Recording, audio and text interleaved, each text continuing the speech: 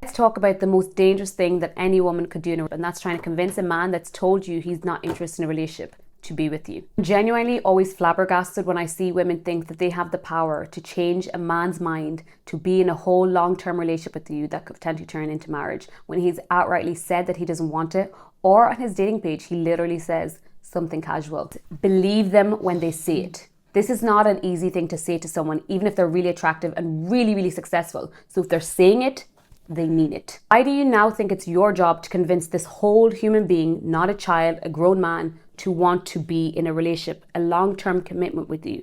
The moment you try and convince someone by either showering them with more love, spending more time with them, buying them gifts, that they should be with you, it actually has the opposite effect. You trying to convince him to be in a long-term relationship with you is like you trying to convince him to use this hairbrush when he's bald.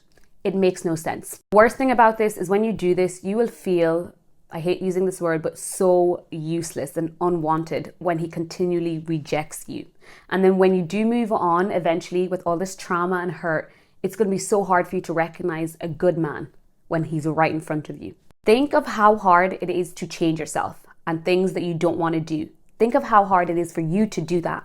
Now you want to convince a whole man to change all of that and decide that he wants to be in a relationship. It means he has to actively commit to you. He's to call you, he's to show you love, he's to show up when he says he's going to show up. You have to do all that work.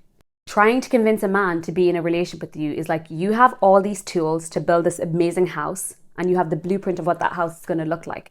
Now you have to tell this grown man to pick up his tools or even make his tools because he has no idea what he needs to be in a relationship. Have the idea of what this house, this relationship is going to look like and jump on board with you. Oh wow, you're underestimating how much work that is. This may sound really harsh, but it's because I'm trying to save you from heartbreak.